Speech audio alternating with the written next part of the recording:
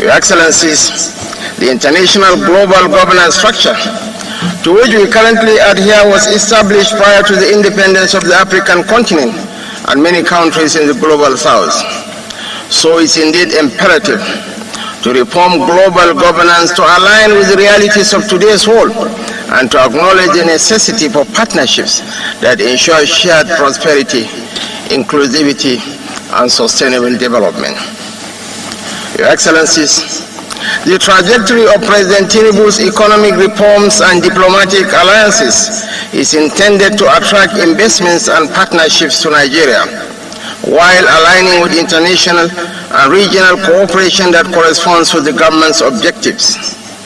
The new government, which began less than 3 months ago, is examining the variables and evaluating the scope and level of regional and global cooperation to pursue in order to establish Nigeria as a desired friend and partner.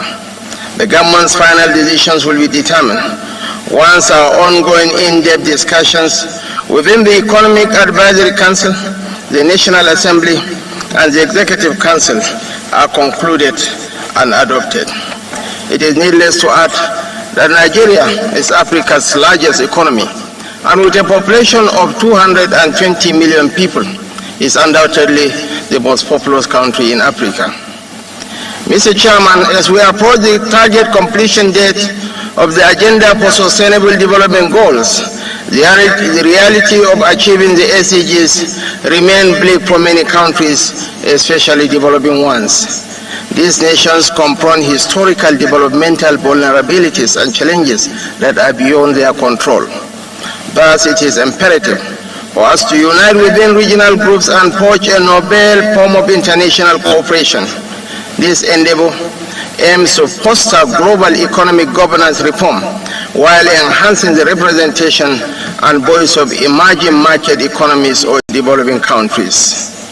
Your Excellencies, in a multipolar world, creating mutually beneficial partnerships is challenging but can be overcome through proper alliances, realignments, and the use of rules-based multilateralism.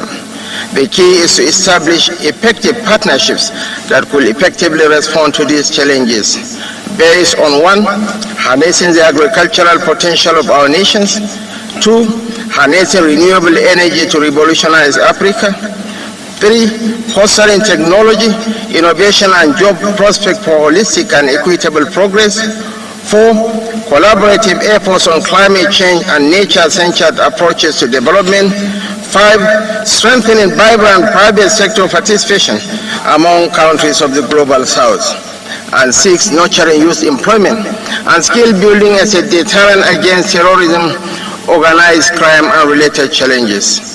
7, proactive crisis management and heightened resilience. And lastly, promoting proactive involvement of business leadership in shaping and improve an ideal landscape for trade and economic exchanges in the global south. We therefore look forward to working closely with BRICS members and other regional alliances. Our aim is to join forces with nations sharing our vision.